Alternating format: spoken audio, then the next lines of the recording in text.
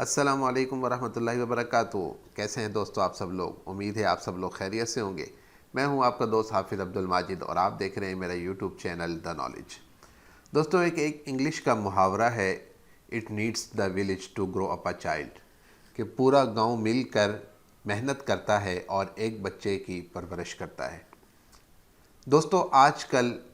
Financial literacy کی term بہت زیادہ مشہور ہے اور ہر شخص اس ٹرم کو مختلف طریقوں سے استعمال کر رہا ہے اور اس ٹرم کے ذریعے سے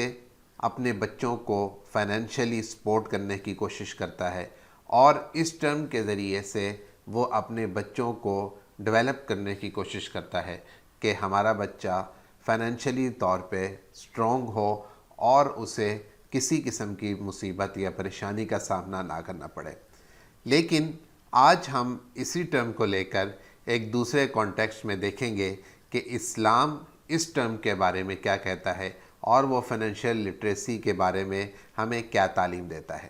لیکن اس سے پہلے آپ لوگوں سے درخواست ہے کہ آپ نے اگر ابھی تک میرا چینل سبسکرائب نہیں کیا تو پلیز اسے سبسکرائب کر لیں اور ساتھ لگے ہوئے بیل کے آئیکن کو ضرور دبا دیں تاکہ آپ کو آنے والی ہر نئی ویڈیو کا نوٹیفیکیشن مل سکے۔ دوستو یہ ٹرم فائنینشل لٹریسی کہ بچے کو ہم چونکہ بات کر رہے ہیں بچے کے کانٹیکسٹ میں، اس لیے بچے کو اپنے فائنینس کے بارے میں ضرور علم ہونا چاہیے اور اسے یہ بات شروع سے ہی سیکھ لینی چاہیے کہ میں پیسے کیسے کماؤں گا، پیسے کیسے محفوظ کروں گا، پیسوں کا استعمال کیسے کروں گا۔ اس کے لیے مختلف انسٹیٹیوٹس، مختلف طور طریقے، مختلف ادارے ہیں جو اب بچوں کے اس طرح کے پروگرامز مرتب کرتے ہیں اور انہیں آگاہی دینے کی کوشش کرتے ہیں۔ لیکن دوستو ہم جب اسلام میں آپ صلی اللہ علیہ وسلم اور آپ کے صحابہ کی تعلیمات پر غور کرتے ہیں تو ہمیں اس کا ایک دوسرا پہلو بھی نظر آتا ہے۔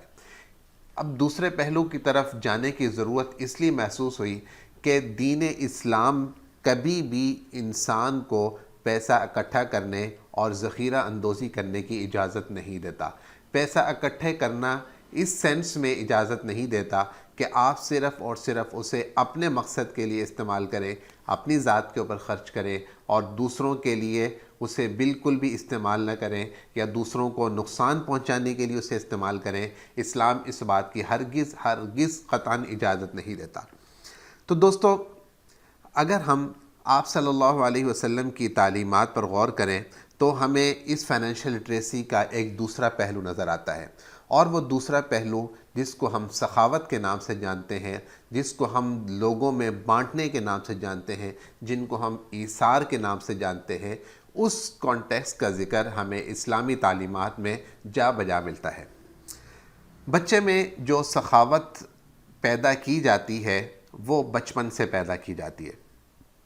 جو عادت بچہ بچپن میں سیکھتا ہے وہی عادت بچے میں ڈیولپ ہو کر آگے چلتی رہتی ہے اور بڑے ہو کر اسی عادت کے اوپر وہ عمل پیرا ہوتا ہے۔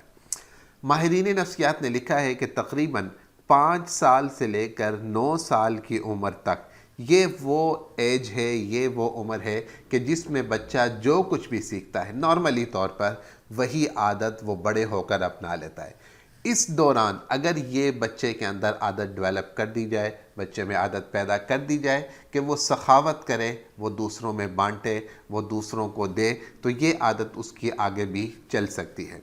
اور اس عادت کو ڈیولپ کرنے کا جو سب سے بہترین ذریعہ ہے وہ اس کے والدین ہیں۔ جیسا بچہ اپنے والدین کو دیکھے گا ویسا ہی اس کو کرنے کی کوشش کرے گا۔ جیسے حضرت سعد بن عبادہ رضی اللہ تعالیٰ عنہ کے بارے میں آتا ہے کہ وہ بہت زیادہ سخی تھے، بہت زیادہ سخی تھے، یہاں تک کہ اگر ان کے پاس خرچ کرنے کے لیے کچھ بھی نہ ہوتا تھا تو وہ اپنے دوستوں سے قرض لے کر ان کو اللہ کی راہ میں خرچ کر دیا کرتے تھے۔ اب ان کی یہ عادت کو دیکھ کر ان کے بیٹے حضرت قیس رضی اللہ تعالیٰ عنہ اب تاریخ کے اندر سب سے مشہور صحابی ہیں جنہوں نے بہت زیادہ اللہ کی راہ میں خرچ کیا، اور ان کی یہ عادت ان کے اپنے والد کو دیکھا دیکھی یہ عادت انہوں نے اپنائی۔ اس کا ثبوت ایک حدیث سے بھی ملتا ہے کہ ایک صحابی ذکر کرتے ہیں کہ میں نے حضرت قیس رضی اللہ تعالیٰ عنہ کو اسی جگہ پر اور ویسے ہی لوگوں میں بانٹتے ہوئے دیکھا جیسا کہ ان کے والد اس جگہ پر کھڑے ہو کر بانٹا کرتے تھے۔ تو دوستو اس کا آسان طریقہ یہ ہے کہ آپ اپنے بچے کو اس بات کا عادی بنائیں۔ مثال کے طور پر کہ بچہ اگر آپ کا کہیں پڑھنے جاتا ہے، اگر اب وہ کسی اسکول میں جاتا ہے، اگر آپ اس کو کچھ کھانے کے لیے ساتھ دیتے ہیں تو اس میں ایک آدھے چیز کوئی زیادہ اس میں ڈال دیں، اور بچے کو یہ کہیں کہ وہ جب بچہ اسکول میں جائے، اس ادارے میں جائے، تو وہاں پر جا کر یہ جو زائد چیز اس میں رکھی گئی ہے یہ جا کر اپنے ساتھیوں سے شیئر کر دے، اپنے کسی دوست کو دے دے یا اپنے کسی استاد کے ساتھ شیئر کر لے۔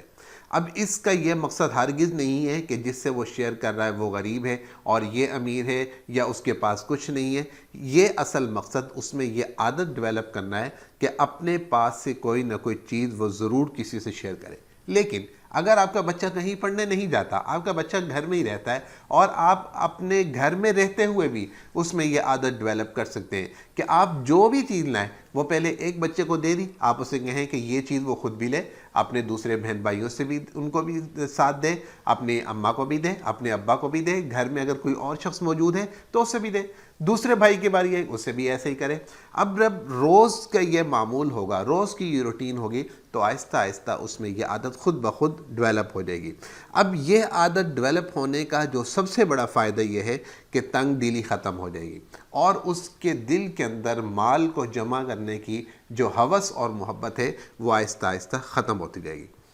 اب دوسری چیز فنانشل لٹریسی کے اندر کہ بچے کو لین دین کی سوجھ بوجھ ہونی چاہیے۔ بچے کو لین دین کی سوجھ بوجھ کے لیے ماہرین نے لکھا ہے کہ بچے کو کبھی بھی ایسی بڑی جگہ پر نہ لے جایا جائے جہاں پر وافر چیز موجود ہو اور وہاں پر ایسا سما ہو کہ دیکھنے والا حیران ہو، بلکہ بچے کو ایسی چھوٹی جگہ پر لے جایا جائے جہاں پر لین دین بھی کم ہو، جہاں پر پیسوں کے واپسی اور پیسوں کے معاملات زیادہ ہوں، اور جہاں پر تھوڑی تھوڑی چیز ہو اور بندہ تھوڑی تھوڑی چیز خریدے۔ مثال کے طور پر آپ اپنے بچے کو بڑے مالز میں مت لے کے جائیں، آپ بچے کو ایک سبزی کی دکان پر لے جائیں، آپ بچے کو ایک کریانے کی دکان پر لے جائیں، اور اس نے جب وہاں سے ایک چیز خریدنی ہے تو اس چیز کے بدلے میں اسے جو پیسے دے گا یا اس سے جو ریٹرن میں اس کو واپس پیسے ملیں گے، تو اس کے اندر ایک نیا تجربہ اس سے پیدا ہوگا کہ میں نے اتنے پیسے دیے، اس پیسے کے بدلے میں مجھے یہ چیز ملی، اور اس چیز کے ملنے کے بعد اتنے پیسے مجھے واپس ہو گئے۔ اب اس چیز کی پہچان بھی اسے ہوگی کہ یہ چیز کتنے میں، کتنی مقدار میں آئی، یہ چیز کتنی اقدار میں کتنے میں مل سکتی ہے، اور یہ چیز اگر میں اس سے زیادہ خریدوں گا تو مجھے کتنے میں ملے گی، اور کتنے میں اسے خرچ بھی کر سکتا ہوں۔ تو اس لیے آپ اسے بڑے مالز میں لے جانے کے بعد آپ اسے پہلے چھوٹی جگہ پر لے کے جائیں۔ جب وہ وہاں پر ٹرین ہو جائے گا، چھوٹی جگہوں سے چیزیں خریدنے میں مہارت حاصل کر لے گا، تو خود بخود وہ بڑے مالز کے اندر کسی چیز کے لین دین کے اندر کبھی بھی کوئی نقصان نہیں اٹھائے گا۔ اگر ہم تاریخ میں دیکھیں تو آپ صلی اللہ علیہ وسلم کے بارے میں آتا ہے کہ 9 سال کی عمر میں آپ کے تایا حضرت زبیر رضی اللہ تعالیٰ عنہ نے آپ کو اپنی تحویل میں لے لیا۔ ابو طالب کی تحویل میں تھے، لیکن آپ کے تایا حضرت زبیر آپ کو اپنے ساتھ لے جاتے۔ اب اپنے ساتھ جب لے کر جاتے تو ان کے گھر کے ساتھ ہی ایسی جگہ تھی جہاں پر وہ لوگوں کے ساتھ چھوٹا موٹا لین دین کیا کرتے تھے۔ آپ صلی اللہ علیہ وسلم بھی وہاں پر موجود ہوتے اور آپ ان کو دیکھتے رہتے۔ اب یہ چھوٹی دکان ہے، یوں سمجھ لیجیے کہ چھوٹی جگہ ہے، چھوٹی دکان ہے، اور آپ اس چیز کے لین دین، اس چیز کے معاملات کو دیکھ رہے ہیں۔ ٹھیک 2 سال کے بعد 11 سال کی عمر میں آپ صلی اللہ علیہ وسلم نے پہلا انٹرنیشنل سفر کیا، اور وہ پہلا انٹرنیشنل سفر کیا تھا؟ حضرت ابو طالب کے ساتھ شام کا سفر کیا۔ دوستو یہاں پر اب وہ قانون یا وہ فارمولہ یا وہ بات کہ لوگوں میں انٹرنیشنل ایکسپوئر بھی ہونا چاہیے، وہ آپ صلی اللہ علیہ وسلم کے اندر ڈیولپ ہوا۔ لیکن یہ ایکسپوئر جو ڈیولپ ہوا وہ اس چھوٹی دکان سے شروع ہوا جو آپ صلی اللہ علیہ وسلم کے اس انٹرنیشنل سفر تک گیا۔ پھر اس کے بعد آپ تھوڑا سا اور آگے چلیں تو یہ جو سفر ہوتا تھا، یہ سفر کم سے کم 5 سے 6 ماہ کے عرصے پر محیط ہوتا تھا۔ 6 ماہ کا سفر یعنی 6 ماہ آپ نے انٹرنیشنل ایکسپوئر اچیو کیا، اور 6 ماہ تک آپ لوگوں کے ساتھ مختلف ڈیلنگز ابو طالب کی سرپرستی میں کرتے رہے۔ عربوں میں ایک دستور یہ بھی تھا، ایک عام دستور تھا، یعنی خصوصیت نہیں تھی، عام دستور تھا کہ 20 سال کی عمر میں اسے انڈیپینڈنٹ کر دیا جاتا، اسے خود مختاری دی جاتی کہ جو کچھ سیکھنا تھا وہ آپ نے سیکھ لیا، اب جائیں لوگوں کے ساتھ ڈیل کریں، لوگوں کے ساتھ معاملات کریں، لوگوں کے ساتھ لین دین کریں۔ تو حدیث میں آتا ہے کہ آپ صلی اللہ علیہ وسلم نے 20 سال کی عمر میں کم و بیش تقریباً 20 سال کی عمر میں حضرت ابو بکر صدیق رضی اللہ تعالیٰ عنہ کے ساتھ سفر فرمایا، اور اس سفر کے اندر آپ لیڈر تھے اور حضرت ابو بکر آپ کے ماتحت تھے، اور آپ نے وہ سفر انٹرنیشنل سفر کیا اور وہاں جا کر لوگوں کے ساتھ لین دین کیے، لوگوں کے ساتھ معاملات کیے۔ اب وہ 9 سال کی عمر میں جو سیکھا تھا، اس کے بعد انٹرنیشنل ایکسپوئر کے بعد آپ اپنے بزنس کے اندر انٹر ہو گئے اور آپ نے اپنے معاملات کو خود دیکھنا شروع کر دیا۔ تو دوستو، یہ بچوں میں جو پیسہ استعمال کرنے کے تو عادت آپ نے ڈال لی، سخاوت کرنے کی عادت ڈال لی، اس کو بتا دیا کہ سخاوت آپ نے کرنی کیسے ہے، لیکن اسے یہ بھی بتانا ہے آپ نے کہ جو پیسہ آپ کے پاس آئے آپ نے اس کو اڑانا نہیں، آپ نے اس کو سیو بھی کرنا ہے۔ اب سیو کیسے کرنا ہے کہ آپ اسے بتائیں کہ آپ کو جو پیسہ دیا جاتا ہے یہ بڑی محنت سے کمایا جاتا ہے، اس پیسے کو اگر آپ ایسے ہی اڑا دیں گے تو آپ کو مستقبل میں پریشانی کا سامنا کرنا پڑ سکتا ہے۔ جب آپ اس کو روز یہ بات سمجھائیں گے تو آہستہ آہستہ یہ بات وہ سمجھ جائے گا کہ ان پیسوں کو اگر میں سیو کر لوں گا تو مستقبل میں مجھے فائدہ ہوگا۔ اب آپ نے دیکھا ہوگا کہ بہت سارے بچے ایسے ہیں جن کو ایک چھوٹا سا لکڑی کا یا مٹی کا بنا ہوا ایک گلا دیا جاتا ہے اور وہ بچہ اس میں پیسے پھینکتا رہتا ہے،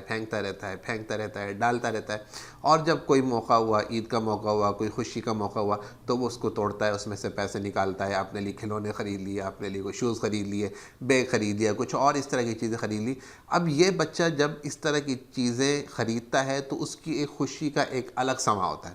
اب یہ خوشی کا الگ سما آپ نے اس کے اندر پیدا کرنا ہے، یہ آپ نے اس کے اندر ایک تجربہ پیدا کرنا ہے کہ آپ یہ کام کر کے تو دیکھو آپ کو کیسا محسوس ہوتا ہے۔ پھر اس کے بعد جب وہ پیسہ سیو کر لیا اس نے، اب جب وہ خرچ کرنے کی باری آئے تو پھر بھی آپ اسے سمجھائیں کہ دیکھیں آپ کے پاس اگر کوئی چیز آپ نے خریدنی ہے تو سب سے پہلے آپ سوچیں کہ آپ یہ چیز خریدنا کیوں چاہ رہے ہیں، اس میں فائدہ کیا ہے۔ اگر تو آپ کو چیز خریدنے میں کوئی فائدہ محسوس ہوتا ہے تو آپ وہ چیز خریدیں،